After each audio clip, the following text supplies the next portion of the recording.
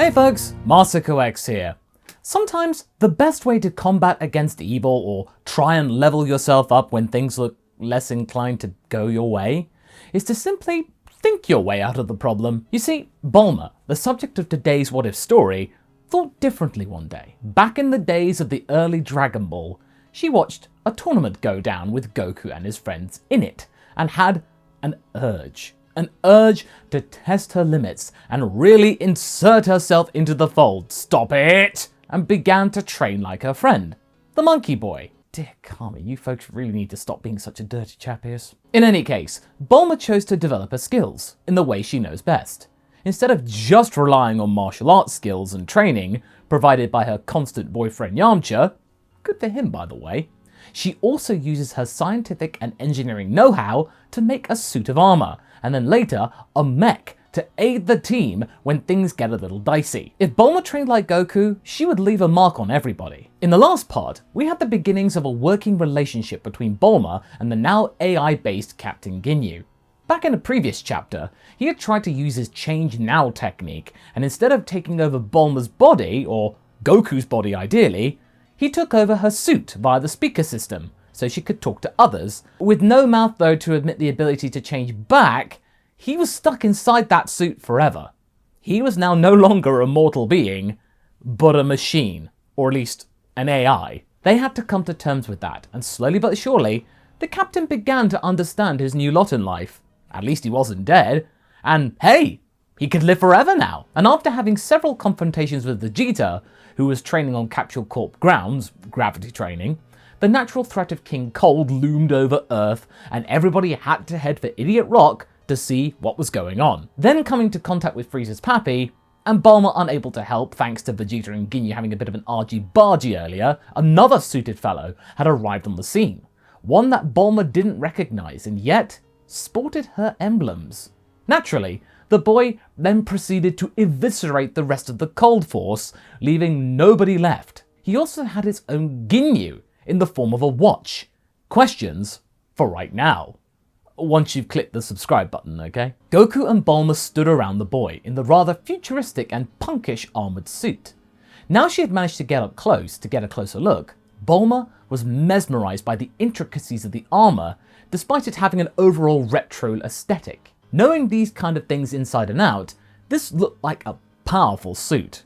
The boy shifted slightly, feeling the eyes staring at him, and asked to speak, to which Bulma apologised for her gawping eyes. I appreciate the interest in my technology, but I didn't come here to show off you two. We came here to warn you about a threat from the future. Well, that would explain the bizarre showcase of advanced armaments that she had seen. Future, you say? Said the present Ginyu AI. Yes, indeed, said the future Ginyu. From the future of this planet some 20 years hence. Are you still inside the suit there, dear boy? Yes, indeed I am, but it does have its advantages when it comes to certain situations. Teasing, Vegeta? Got a new one, my lad. Ha ha ha! They laugh for a while at their own jests. To the side, Vegeta sneezes, sensing he's being mocked somewhere. The boy then proceeds to move things along by taking off his helmet and revealing his visage.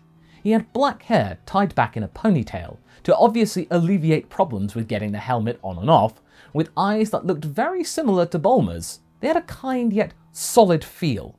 He was a very respectable looking lad who had a softer side to him despite wearing a very gnarly and cool exterior suit. Goku then interjected. That was really cool skills you showed off.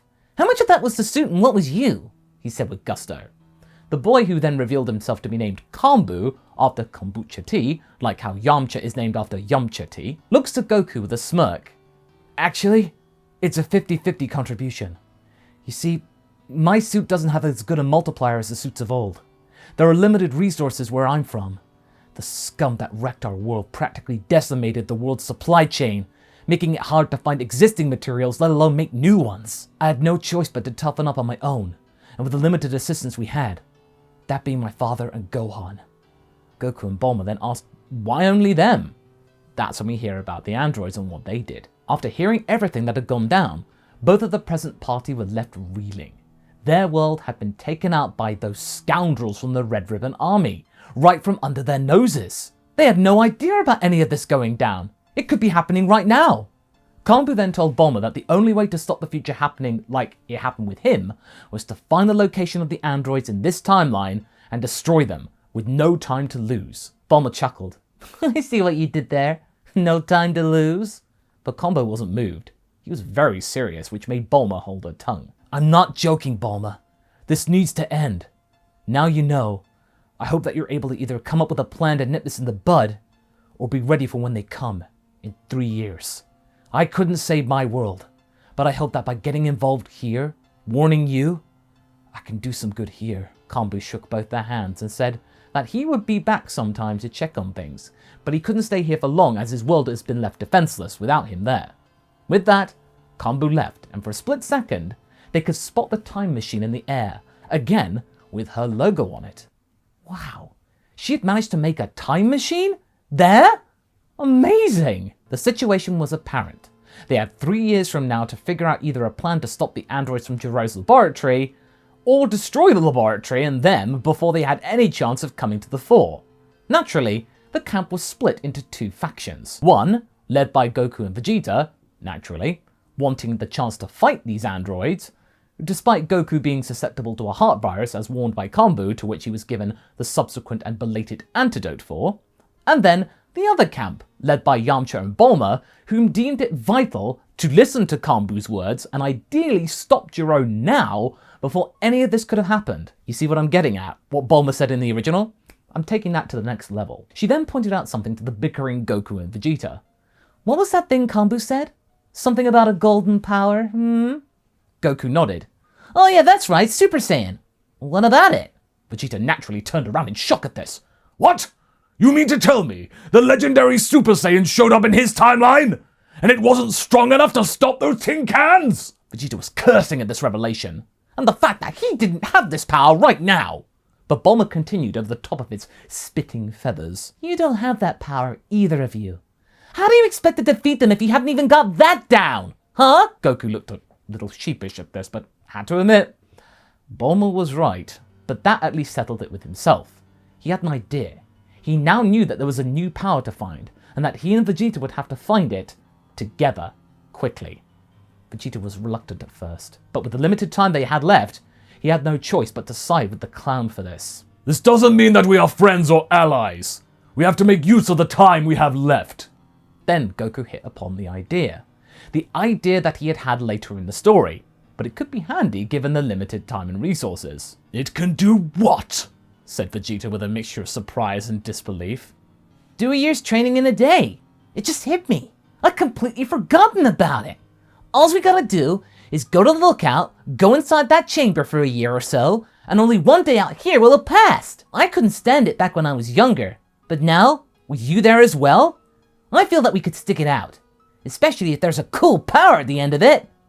Vegeta had to admit, the thought of this chamber was rather tempting. Alright, fine, I'll do it. Only to ensure that you don't streak ahead of me in power. Goku nodded with determination, but Bulma looked exasperated. They were really going to ignore the very obvious idea of preventative tactics? But when everyone was heading out to their homes to figure out what to do, Yamcha hit upon his own idea. Say, if they're gonna be inside that thing for a whole day, they won't be able to stop us, right? Yeah? What about... Oh. Yeah! Good idea, hun! Once you've sensed they've gone in there, we'll check out Jiro's lab outside of North City. And I've also got to fix my suit. Whoa! Wait, you know where he lives? That's a guess, but Jiro liked to work out there, from what Father told me. Makes sense to start there. Surely he couldn't be that dense, though, to have stayed there since.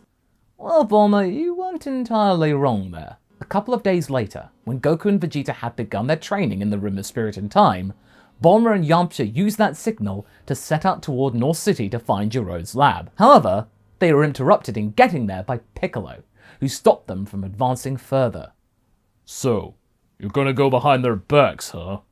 Yamcha tried to frantically explain the situation, thinking Piccolo was one of them, but the Namekian stopped him. Relax, will ya? I agree with you both. You do?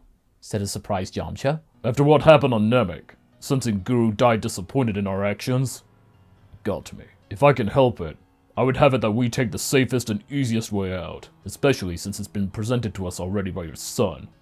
Bulma and Yamcha were shocked. Wait, that Kanbu? That's our kid? Isn't it obvious? He totally looks like you two. That and his energy is very similar to yours, Yamcha. Yamcha shuffled and turned to Bulma. Well, looks like we stuck it out in the future, huh? Bulma chuckled. Yeah, and you stuck it in... Yamcha frantically stopped her finishing that sentence. I mean, he stopped it before I could. Piccolo offered his help to the pair of them, whilst Goku and Vegeta were in the time chamber, completely unawares. They arrived at the location, and sure enough, the site looked like it'd been visited recently, and it had a metal door within a crevice of the rock face. I don't believe it, said a very somber Bulma. He actually doubled down on this place. How can you expect to make the greatest threat to Earth in a cave? With a box of scraps, no doubt.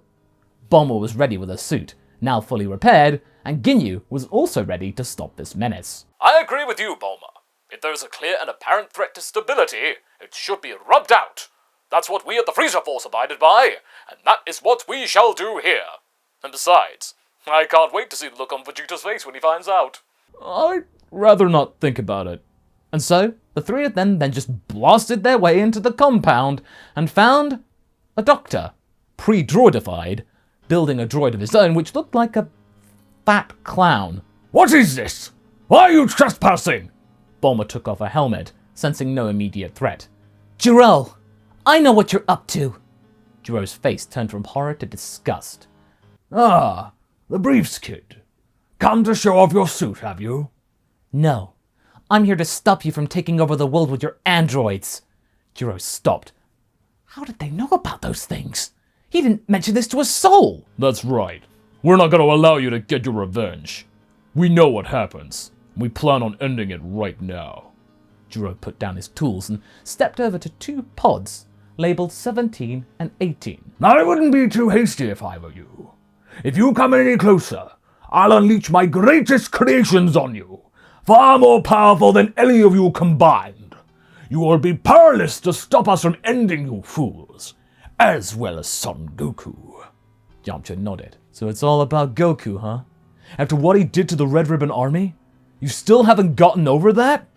Jiro then began to rant and rave on that topic for a good long while, before growing weary of this and thinking about releasing these two anyway. But just as he was about to press the big red button to release the seal on the pods, he found himself torn in two by the Structo Disc. The trio turned around to see the Krill Dog in the doorway, breathing deeply. Jiro's last sight was that of Krillin staring him down. Jiro tried to speak, but it's kind of hard to do that when you're split down the middle. And then dead. I meant to say, I was with you guys earlier. Well, I didn't want to say it in front of Vegeta, you know. Well, I'm glad I could make it. Actions speak louder than words anyway. Yamcha patted Krillin on the shoulder. It's good to see you, buddy. Thank you. That was a close one.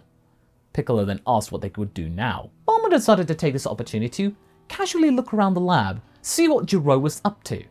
With the threat now gone, Bulma could indulge her curiosity and take on board what his projects were about, since he wasn't going to interfere. She was stunned. Energy absorption? Infinity engines? Creating cyborg implants for humans? This was incredible. It gave her an idea. Yamcha, if I took this research back home, we could make something truly great. We may not even need suits anymore.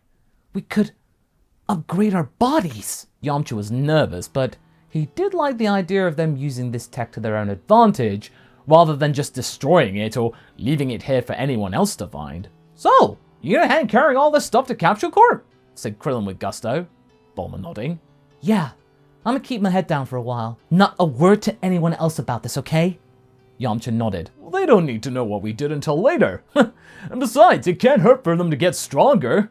If we took that away from them, they might lose the will to fight, and then we'll be in a world of trouble, huh? So with that, the four of them transported as much as they could to Capsule Corp, including those two pods marked 17 and 18, them to be kept in the highest security unit of the Corp's vaults until further study had been conducted. When Goku and Vegeta got out, they had managed to find that Super Saiyan power, but it wasn't a pleasant experience for any of them. Goku was very wrong about that. Sure, they had gotten stronger, and gotten the power, but they had plenty of arguments throughout, and were desperate to train separately from then on. It didn't matter though. Goku was keen to show off his new power anyway, as well as the skills to Gohan and Piccolo as they trained together subsequently, over the months that followed, and Vegeta heading out into space to train on his own and get some additional space from Goku, the Saiyan noted, that's Goku, that Bulma and Yamcha had been rather quiet lately. They hadn't come to visit at all lately. Piccolo tried to steer the situation away and satisfy Goku's curiosity by saying that Bulma was busy upgrading a suit for the upcoming menace, to which Goku was sated. Made sense. That wasn't a total lie anyway. Bulma and Yamcha were working on something, passing through Jiro's technology and then replicating it with their own, more advanced tools and technology and speed. In the end, they had a working blueprint and procedure that could turn both of them into cyborgs. It would mean that the suit could be fully retired from combat, but Ginyu wasn't particularly thrilled at that. What will happen to me? You can't just ditch me after we've just gotten the hang of this relationship. Bulma allayed his fears by saying that he could be shrunk down to a watch like Kambu had, and could be used to deploy more general AI tools and whatnot. He could still be part of the party, don't worry. And that calmed him down a little bit, being assured he wasn't going to be scrapped. And so, the procedures began. Bulma and Yamcha held hands and knew that this wouldn't be easy nor a painless experience, but it would mean that they would be more powerful than ever. But little did they know that thanks to Kambu's meddling, another future influence was laying in wait, ready to come out of its shell. Will any of this, what they're doing, be enough? And that's where we're going to be leaving things for right now. So what do you folks think? Do you think that Bulma and Yamcha will turn out okay from this? Will the Saiyans find out about their trickery? Leave a comment below and let's get this discussion going. And I will see you in the next video. Catch you later!